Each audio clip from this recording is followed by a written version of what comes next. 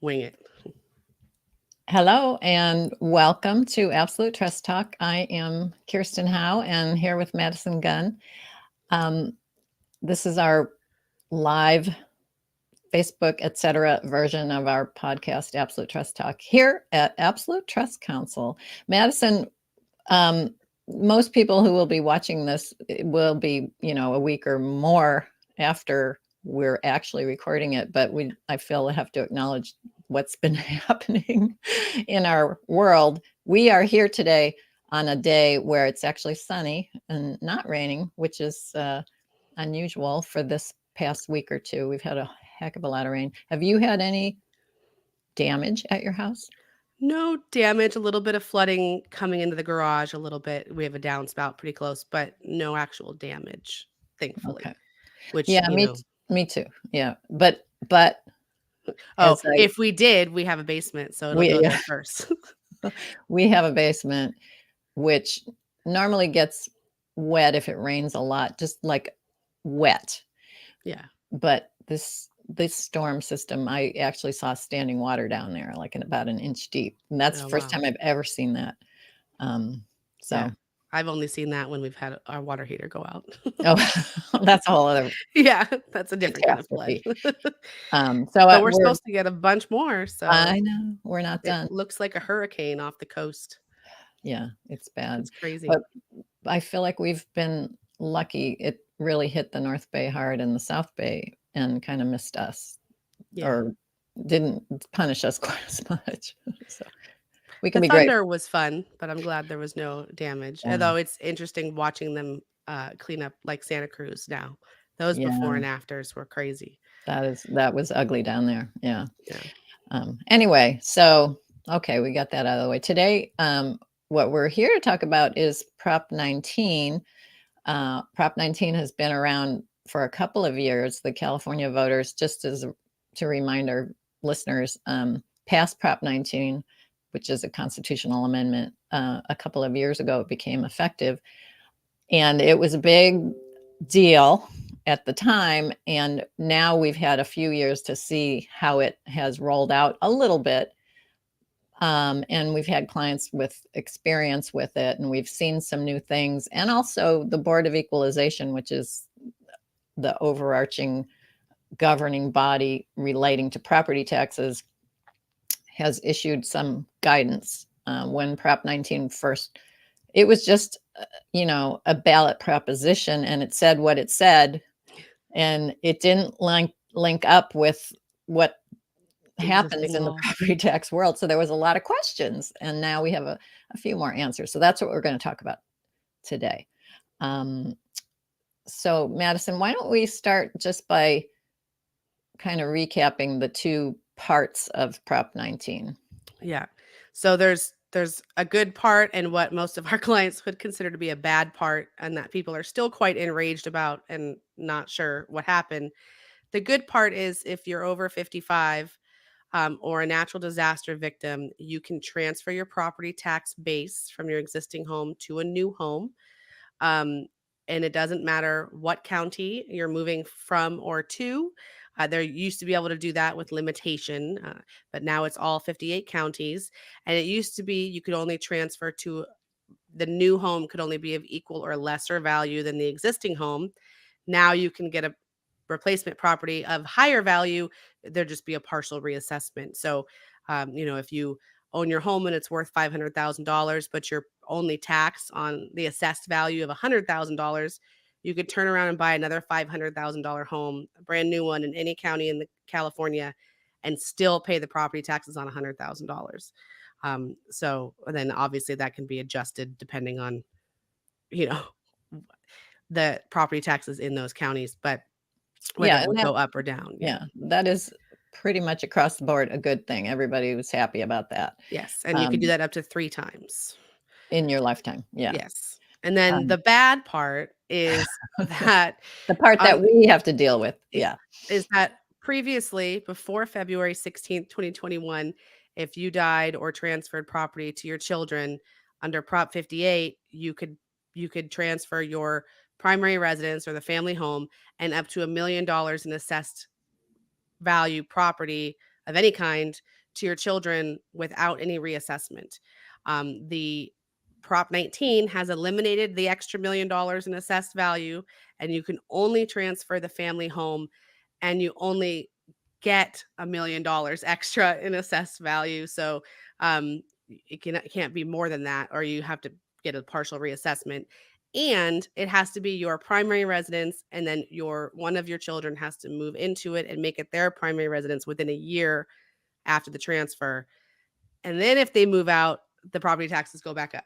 Yeah. So you only get it while you're living there. So the only thing left of the parent-child exclusion, which used to cover a lot of things, it used to, rental properties, commercial property, vacation homes, it used to cover a lot. And now the parent-child exclusion only covers the primary residence or family home, whatever you want to call it, if that's transferred to a child and the child makes it their primary residence. Yeah. That's it. And only for as long as it's their primary residence. For as long as it's their primary residence, yeah. And everything else is going to be reassessed. And that still to this day surprises clients when they come in. Yes. We talk about it in planning, and then we have to talk about it to the kids who have now inherited property. And we have to explain to them, okay, this is how it's going to work. And there's still, people are surprised. They don't, it didn't get enough. Well, yeah, to be fair, when it was being marketed as the ballot proposition, that was not mentioned at all. The parent-child exclusion was not mentioned at all. It was all about those wildfire victims getting to transfer their property tax base. Yeah. And to be fair, they'd always been allowed to do that. So this didn't change that. So it was just creative marketing on behalf of the people who really wanted it to pass. Who are pouring their money into the marketing. Yeah.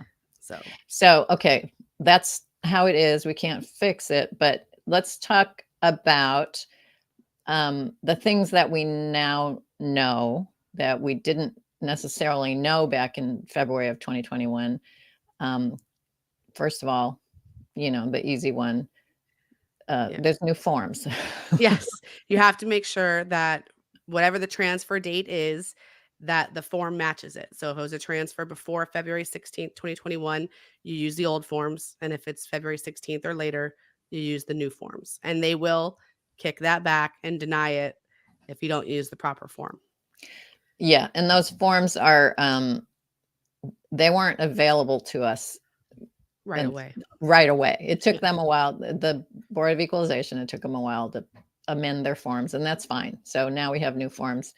Just make sure you use the correct form. All right. So, but we also have actual clarifications from Board of Equalization.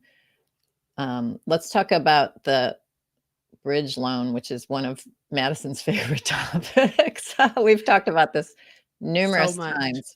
Yeah. So before Prop 19, if you had multiple children inheriting a home, and if children were to buy each other out, sibling to sibling, there would be a reassessment, right? There's no sibling to sibling exclusion. So what most people would do, or what they could do, what the BOE had previously allowed, is to do a bridge loan, which is a loan to the irrevocable trust so that there's cash in order to support the buyout without being a sibling to sibling transfer. And then the sibling who's taking the house takes it subject to a mortgage to offset their siblings. The BOE has clarified that Prop 19 did not change that. So if you're leaving your house to your 3 children and one of them wants to move in and make it their primary residence and the other 2 don't want the house, they could do a bridge loan to take care of that, provided that the child inheriting the house can afford and qualify for a mortgage on the house. Right. So that fix of it's a house, there's 3 kids inheriting it, 1 wants it, 2 don't. There is still that fix available. Yeah. Prop 19 didn't change any of that. Okay. So just as a reminder, and this is not new, but there's BOE, guidance on this. This is not new, but when a parent dies, The date of the transfer is the date of death. It's not the date that the trustee gets around to distributing the home to the children. It's the date of death. So if the taxes are going to go up, they go up effective on the parent's date of death. Yeah. And that's not new, but people need to know. Well, yeah, I mean, if it takes them 2 or 3 years to do the trust administration, don't be surprised if there's a supplemental tax bill Right. for that previous 2 or 3 years. So, Right. I mean, that should be prepared for. Yeah, you have to anticipate that that's gonna happen. Okay, and so now this is something that we didn't know, and the BOE is now telling us about the child. If a child wants to make it their family home, what are the time limits on that? Yes, they have to make it their home within 1 year of the date of death. And how you make it your home is to file a homeowner's exemption form. That is now available online. It didn't used to be. You used to have to call your local assessor and have it sent to you. Um, in order for it to be considered your parents' family home, they have to have had a homeowner's exemption filed on the property, which reduces your assessed value by $7,000 or saves you $70 a year on your taxes. And then the child who plans to move in and make it their family home has to file one of those documents within 1 year. And essentially, you're signing under penalty of perjury in California that it is your primary residence. Um, and it's different than the parent-child exclusion form, which is entirely separate. This is just showing that it's your primary residence. So it's gone from one form to a lot of moving parts under Right. the Prop 19. There's a lot you have to do Yeah. to get that property tax assessment transferred to the child. There are multiple forms you've got to submit. So the parent-child exclusion form is where you're actually saying to the assessor, don't reassess, don't raise my property taxes because this was a parent-child transfer. And in support of that, you have to have filed, or you have to file that homeowner's exemption. Yeah, and typically the parent-child exclusion form is much longer, and you have to produce a copy of the trust if it's through a trust administration. You used to have to show all prior transfers, but now that you only get it's a one and done with the primary residence, you don't have to do that anymore, but you still have to provide a copy of the trust if that's how it was submitted. Right. Um, Right. Okay. Okay. So now we have, this is not infrequent that the parents' trust says, I leave everything equally to my 3 children. And there's basically a home and maybe a couple of bank accounts. So what the BOE has said is that the children they could inherit it and keep it. They could be co-owners Yeah. of the house, and they can still get the parent-child exclusion if one of the children who is a co-owner moves into the house and makes it their primary residence. Yeah. Again, within a year. Yes. And then what happens if they move out? If they move out, then the property taxes are going to be reassessed, or they will go up to a new assessed value. And it will go back to the date of death. So it's not like if mom dies January 1st and you move in and 2 years later you move out, it's going to go back to that value from 2 years prior. So if it's gone up a crazy amount in value, it's still going to go back to the date of death, and it will be indexed for inflation, which under Prop 13 is still limited to 2% a year. 2% a year at most. Yeah. So it's not going to be the current value. Right. But what could also happen is one child moves out and another child moves in. Yeah. It can And be the then rotating family home. Yeah, you can preserve that parent-child exclusion by as long as it's some co-owner's primary residence. Yeah. They got to move in within a year of the other one moving out. Am I right? Something like that? I think so. Yeah. Yeah. As long as it's within the same year, I think that's fine. Okay. So, so this is kind of creating a little bit of planning opportunity for our post-death children, Yeah, family. it's definitely something to think about, and as we've espoused many a time before, it's that family conversation that should be had about the family home so that, you know, I mean, having to uproot your life and move into the family home that's probably been lived in for 50 years that's a big project. So, conversing about it beforehand is probably a good idea. If you can, yeah. Yeah. Yeah, it's always talking about things ahead of time is better Yeah. than not. Yes. Um, sometimes it's just not really possible. Okay, so now nothing has changed. The BOE has made this clear about trusts and life estates. So I'm just going to give a little hypothetical, like mother. She leaves her house in trust for the benefit of someone who's not a child, could be Her a step boyfriend. parent, Yeah. Her boyfriend. could be her boyfriend, in trust for that person's life. And then when that person's life is over, to the kids. So during the time period where it's in trust for step parent or boyfriend or whomever, that's a situation where, well, if it's step parent, no, but let's say it's a boyfriend, there will be a reassessment, right? Yes.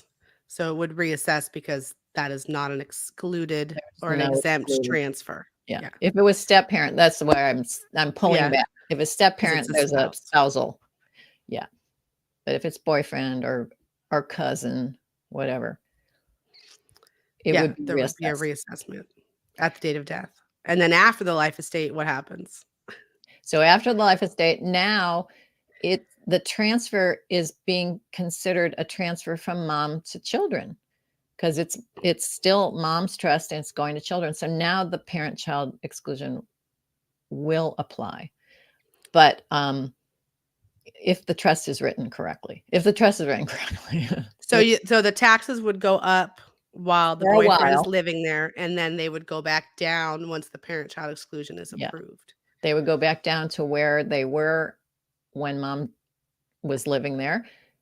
Again, adjusted for the maximum 2% a year. Um, I would like to see how quick that happens. how quickly they put it They back get down. yes, Yeah, they're going to raise it quickly, but yeah. how I quickly? mean, a lot of this is we have guidance from the BOE, but there's still a lot of we get a lot of questions from clients where we're like, "I don't know. That's a risk you take, and we won't know." I mean, you can always write a letter to them and ask for guidance ahead of time to ask permission rather than beg forgiveness on the back end if they reassess your property. Yeah, But, we're we're assuming they're gonna do what they say they do. yeah, and then if it takes them a little bit of time to lower that assessment, you still pay your property tax bill. Yeah. You pay whatever the bill is, and then you go chasing after the refund. Yeah. Um, Something to consider in the land of if you're going from $4,000 a year to $24,000 a year, that somebody's gonna have to front that 24,000 a year until it drops back down. right. Yeah, and that's a lot. Yeah. That and we have families with that problem happening, and that's got to be worked out. Yeah. That's got to be worked out. Okay, so now I'm not sure if this is different. Well, I think it's a little bit different, but there's actually BOE guidance on this issue that if the parent's primary residence family home is a unit in an apartment building that has multiple units, the parent-child exclusion is only going to apply to that one unit. And the rest of the apartment building is going to be reassessed unless there's some other exclusion that applies to it. Yeah. So that applies to an apartment building, a duplex, a fourplex, Right. things like that. What it doesn't apply to is if you have your home and then it has an accessory dwelling unit or an ADU or an in-law unit or a granny unit, whatever you want to call it. as long as it's all on the same deed, it's one property, it's not a divisible property, then that will be allowed. Meaning, if you inherit the property and you want to live in the ADU and rent the house out, it's still your primary residence and it still qualifies. And that also applies to the base transfer of your taxes. So if you're selling your house and buying a new one and want to, go in with your kids and, buy the house and live in the granny unit while your kids live in the main house, you can still transfer your tax basis that way. Okay.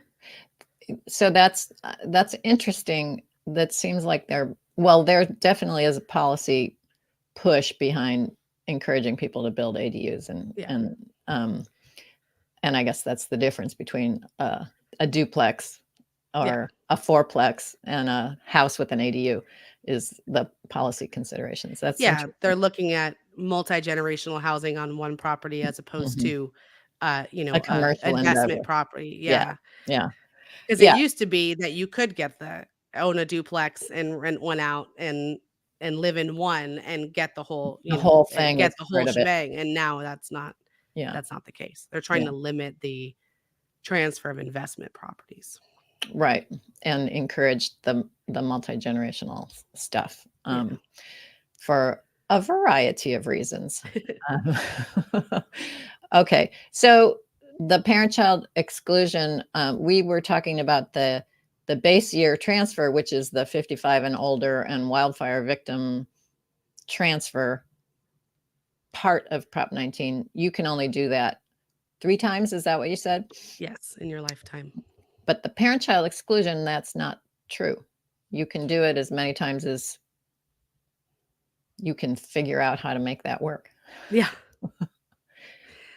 But, you're limited because it's only the primary residence to primary residence. And so there's a lot of people moving around.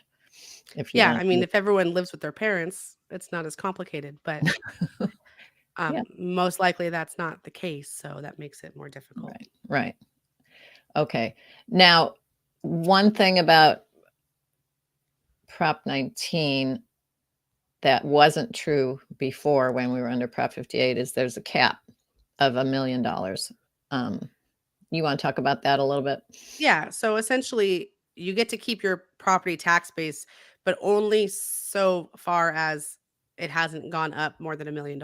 So, if your house, if the assessed value is 200,000 and it's worth 2 million, you only get $1 million of exemption.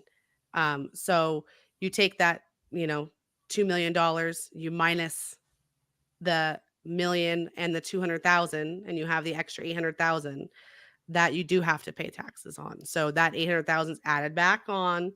Essentially, I like to say, take the taxes for the whole thing. When you look at your tax bill and it has the assessed value, just subtract $1 million off of it, and then that's going to be your new assessed value. That's a lot easier. That's a lot easier than the way the BOE explained it in the bill, where you subtract it and add it back in. You're like, well, it always adds up to $1 million. So why don't they just subtract the million? I mean, if you look at it and you filed the homeowner's exemption, you see the assessed value and you subtract the $7,000 for the homeowner's exemption. You're also going to see essentially subtracting $1 million. Yeah. And then that's your taxes. So it's 1% plus the other, local taxes that are added on, usually no more than 0.1%. Yeah. It used to be under Prop 58, the parent-child exclusion applied to the primary residence, unlimited. Didn't matter how much it was worth. Now they're capping that at $1 million and the rest will get reassessed. But they are also, this clarification from the BOE is that number, $1 million, that's going to go up every year, indexed to some inflation number, not the 2%, some federal housing number. So, it won't be $1 million. I think that's starting this year, starting in February 2023. Every year it'll go up a little bit. Presumably, I don't think we've ever had deflation, at least not in the housing market. 30s, not since the 30s, but or maybe in 2008, maybe we did. Yeah. Well, yes, we did have. I had a reassessment of my home, and the property taxes went down. Yeah, so. I did too. but then they kicked it right back up. Yeah, that's true. First opportunity. Yeah. Okay, anything else you want to say about that, Madison? No, I mean, the $1 million, nothing to balk at. I mean, if you're going from 4,000 to potentially 24,000, and that lowers it to maybe 10,000, that's a lot more manageable. Yeah. An extra 6,000 versus 20,000 is a That, little bit more manageable. Yeah. It could make the difference between, we keep the home in the family, or we're forced to sell it because nobody can pay those taxes. Yeah. Which is, unfortunate. Let's see. I'm looking now back through questions and make sure I get all of them. I do have one question. Okay. There's a lot in there. All right. So if two siblings inherit the parents' family home, one of them makes it their family home, can the one who lives there pay rent to the one who doesn't live there? Well, yeah, you can. Yeah. I mean, that's a different tax issue, right? That's an income tax issue, not a. Yeah, and we have a show where we talked about that. So, where you have multiple children inheriting a house and the problems that may arise from that. Yeah. So, yeah, the one who lives there can and should pay rent to the other ones, unless they work out and they got to work it out. That's law and drama from the family. But yes. So the answer, yes. Okay. I'm seeing that there's a new comment that I might not have seen, and let me just make sure it's not a question that I should be answering. Nope. Okay. I think that's it. I think we did it. And Madison's had a bit of a cough, but she made it through the whole episode without coughing. So yay! The win. That is a win. All right. Thanks, Madison. It's always fun to talk to you. And thank you all for watching and listening. We appreciate you as viewers and listeners, and we look forward to connecting with you next time. Thank you for joining us today for another episode of Absolute Trust Talk Live. If you enjoyed listening in, then don't forget to subscribe. You can find us on Apple Podcasts or wherever you may listen by searching Absolute Trust Talk. While you're there, we would also love for you to leave us a review. And then why not share your favorite episodes with family, friends, or colleagues too? You can find all of our shows and corresponding show notes by visiting absolutetrustcounsel.com. You'll also find a variety of other free resources, including our ebooks, videos, blogs, presentations, and more. If you need help with your estate planning or administration, we also offer a free discovery call to help get the process started. You can find more information on booking your session by visiting absolutetrustcounsel.com/scheduling. Don't forget to keep an eye out for our next live episode in 2 weeks. If you join us for the broadcast, you can submit questions during the show. But if not, don't worry. You can always get in touch with us by sending a quick message to info@absolutetrustcounsel.com. Thanks again for listening. We'll see you soon.